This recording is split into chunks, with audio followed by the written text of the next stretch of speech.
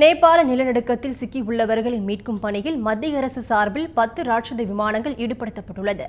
இதுவரை அங்கு சிக்கி தவித்த 500க்கும் மேற்பட்ட இந்தியர்கள் பத்திரமாக மீட்கப்பட்டுள்ளனர்.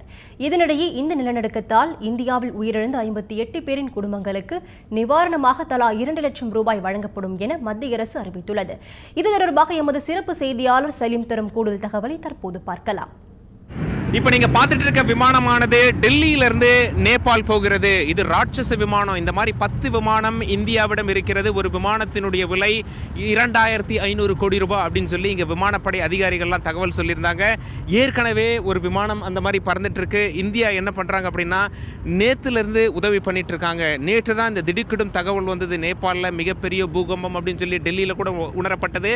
இப்போ நாம எங்க இருக்கோம் அப்படின்னா டெல்லியில் காசியாபாத் அப்படிங்கிற ஒரு பகுதியில் ஒரு விமான தளத்தில் நின்று கொண்டிருக்கிறோம். இங்கே 10 ராட்சச விமானங்கள் இருக்கு. இந்த விமானங்கள் மூலம் நேற்றிலிருந்து உதவி புரிந்து வருகிறார்கள். நேற்றிலிருந்து என்ன பண்றாங்க அப்படின்னா இந்திய ராணுவம், இந்திய விமானப்படை, அதாவது இந்திய விமானப்படை மற்றும் மீட்பு படை 2 பேரும் என்ன பண்றாங்க அப்படின்னா முதல்ல நிறைய மருந்து பொருட்களை கொண்டு போறாங்க. அதாவது இடிபாடுகளில் சிக்கி இருக்கவங்களுக்கு முதல்ல எது அவசியம்? உணவு அவசியம் கிடையாது, மருந்து தான் முதல் அவசியம். இரண்டாவது தான் உணவு கேட்பாங்க. முதல்ல அவங்களை காப்பாற்றி மருத்துவ உதவி செய்ய வேண்டும். அதற்குண்டான எல்லா நடவடிக்கைகளும் இங்கே எடுக்கப்பட்டு வருகின்றன.